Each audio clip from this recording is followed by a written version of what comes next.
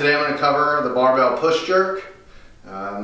It's one of my favorite lifts. The reason why it's one of my favorites is because from a standpoint of power production, or you want to call it specificity or transference of this lift and improving. When I say transference, I mean the work, not just the mechanics of it, but the development of power for this transfers exceptionally well when it's done correctly into jumping sports, into throwing sports, certainly into the tactical population of the combative side, the climbing side, all that. So this right here is one of those things that takes a lot of technical skill, and I like the challenge of it. So that all being said, I'll keep it as straightforward as possible to give you some touch points and some things so you can objectively measure whether or not you are meeting these points of performance. A couple things is foot position, pretty straightforward. Your takeoff position, again, it's like a jump. If I was gonna jump, bam, I'm gonna get to this position here,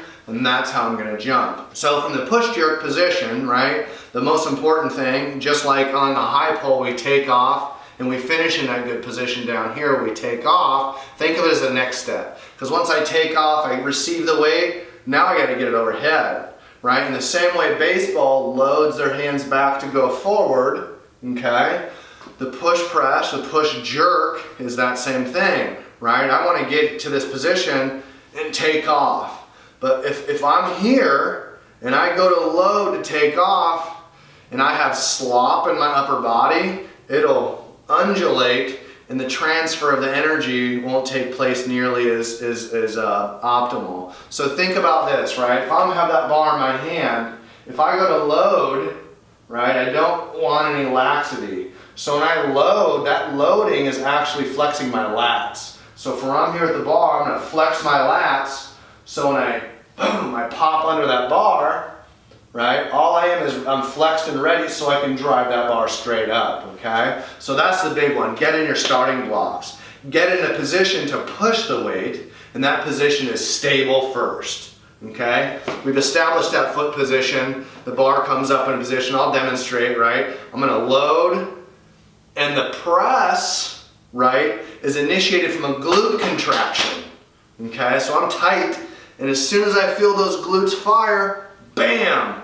Now the guide, the arms, think of the guide as more of like railroad tracks.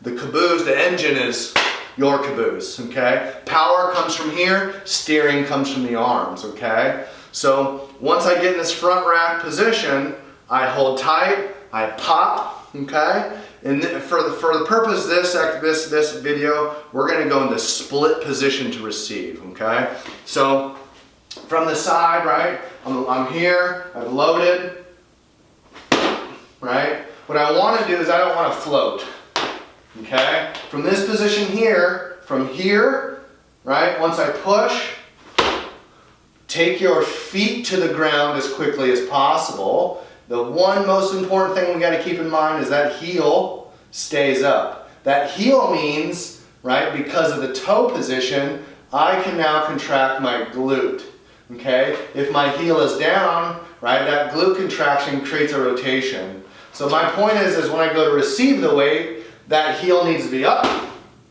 okay? Because if it's not, the heel's down, the bar will rotate because the body has to create rotational torque to find stability, okay? So long story short, flex your butt cheeks when you land, okay? Stick that toe out, boom, find the ground, okay? That will get you stable overhead. So now once we get to this position, glutes stay tight, glutes stay tight, glutes stay tight, boom, okay? Then we get back here, and we reset our feet, okay?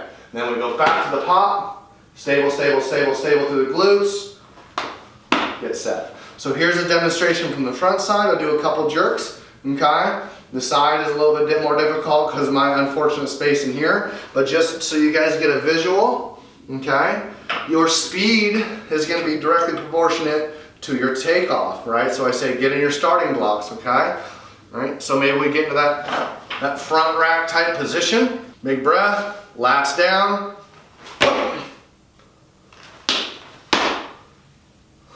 Again, kind of talk you through it.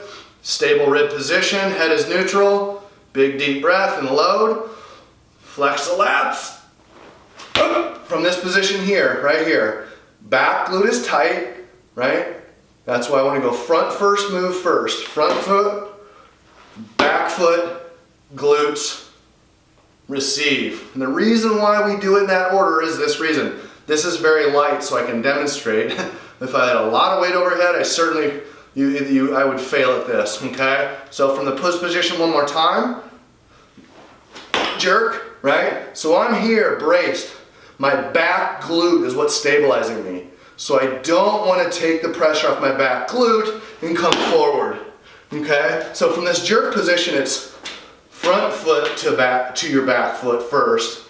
Now I can get under my hip, overhead still, stable, and then to the rack, okay? So yeah, you don't even have to practice weight overhead, but you get overhead and think, if I had a lot of weight, if I give up my backside, boom, if I go to move my front foot forward, I'm gonna lose that. So now we even see the importance from the follow through or the finish, how I really need to get that back foot back, okay? Then this stays in place, walk my foot back, foot forward, glutes are tight, receive the weight, and reset. So that is an overview of the barbell jerk.